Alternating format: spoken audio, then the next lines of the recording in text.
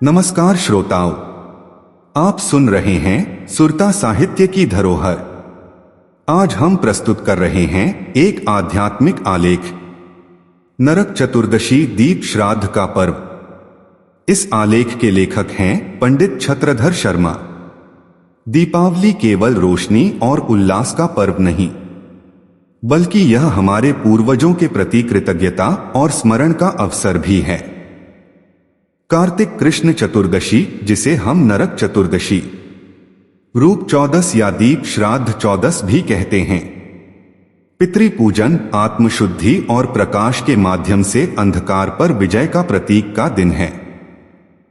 तो आइए सुनते हैं, क्यों कहा गया है इसे दीप श्राद्ध का पर्व, और कैसे यह दिन हमें जोड़ता है हमारी संस्कृति और पितृ परंपरा से।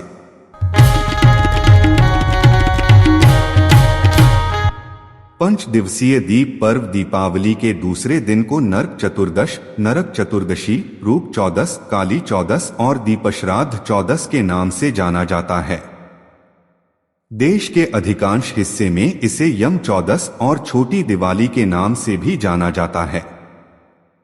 नरक चतुर्दशी दीपावली पर्व के दूसरे दिन तदनुसार कार्तिक माह के कृष्ण पक्ष के चतुर्दशी तिथि को प्रतिवर्ष मनाया जाता है। वस्तुतः दीपावली 5 दिनों का पर्व है। प्रत्येक दिनों का अपना एक अलग नाम और अपना अलग महत्व होता है। नरक चतुर्दशी के कई नाम हैं, जैसे रूप चौदस, काली चौदस, यम चौदस, दीप श्राद्ध चौदस आदि। प्रत्येक नाम का महत्व इसके मनाए जाने के कारण से ही है। ये कारण इस प्रकार हैं।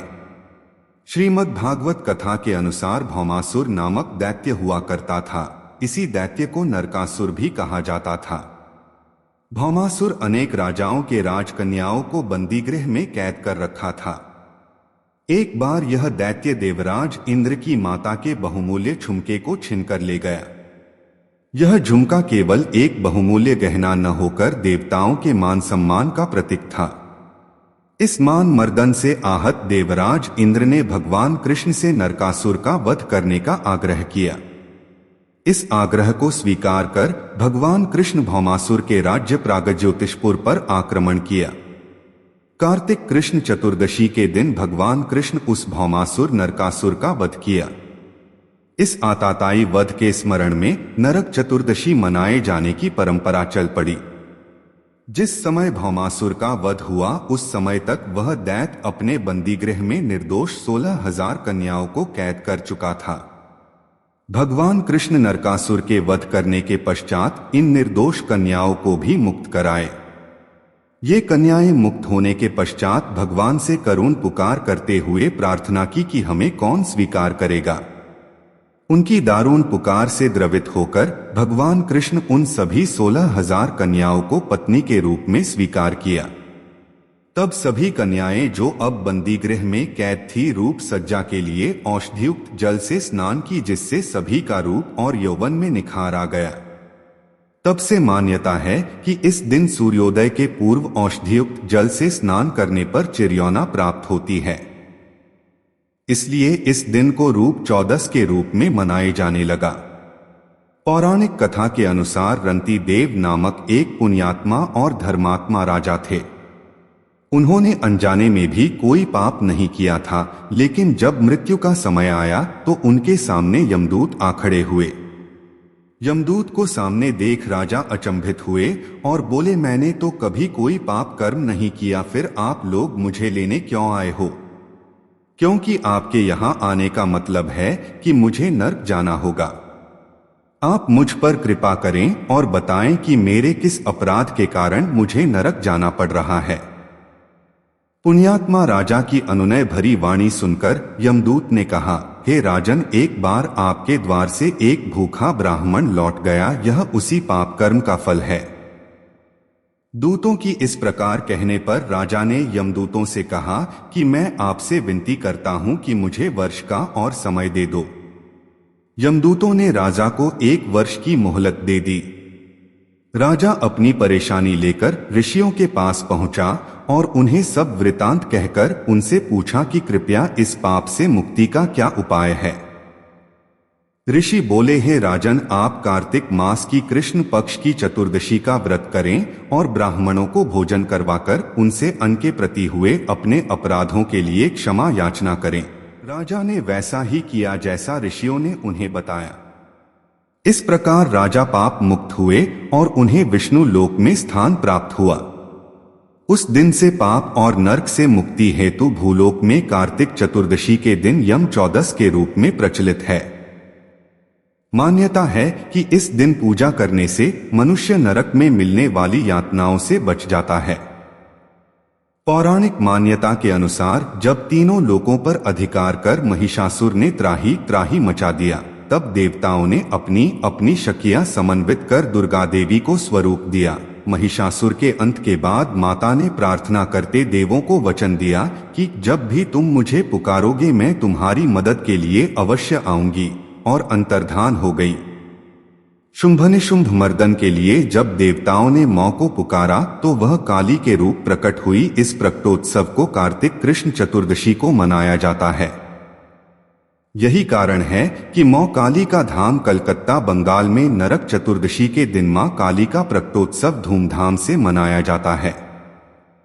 इसलिए इस दिन को काली चौदस के रूप में जाना एवं माना जाता है।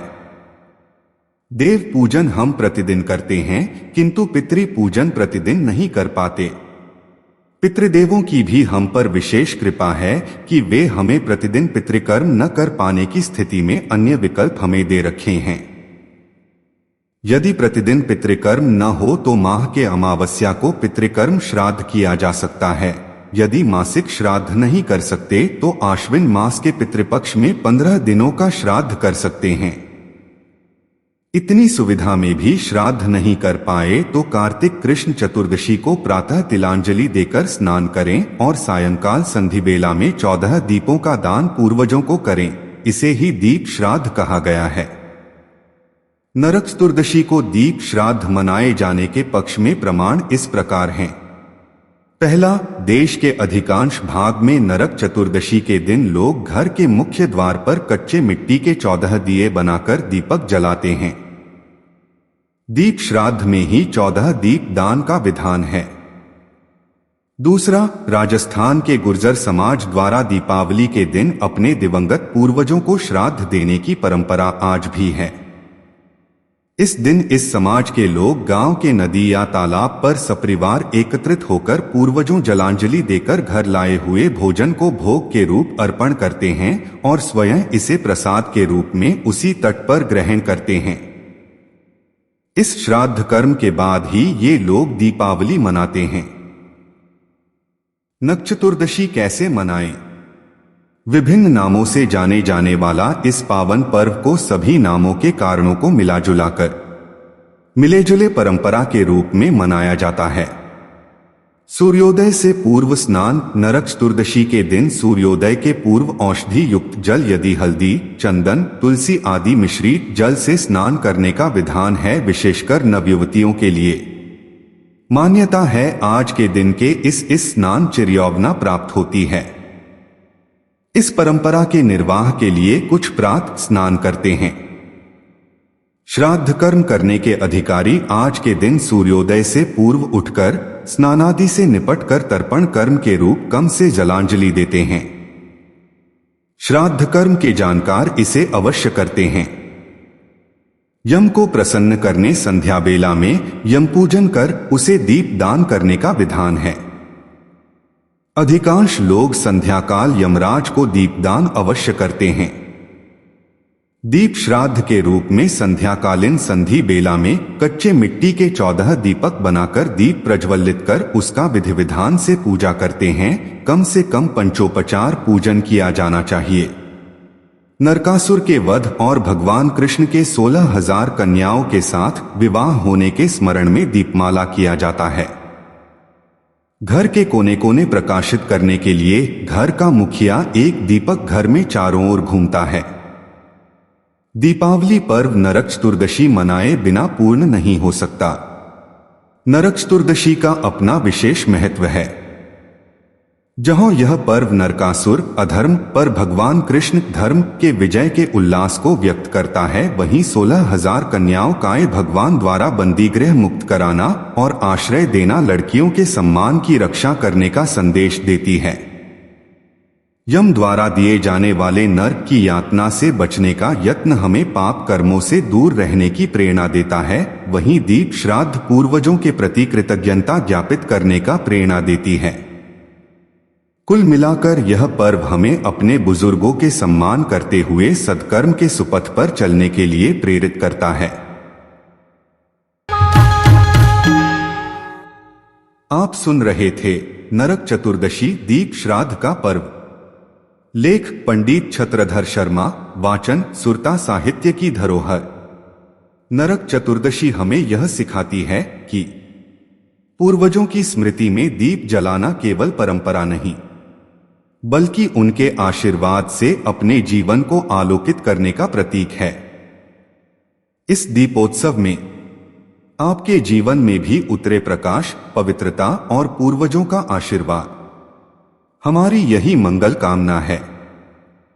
आप सुनते रहिए सुरता साहित्य की धरोहर, जहां हर शब्द में संस्कृति की सुगंध और लोक की आत्मा बसी है।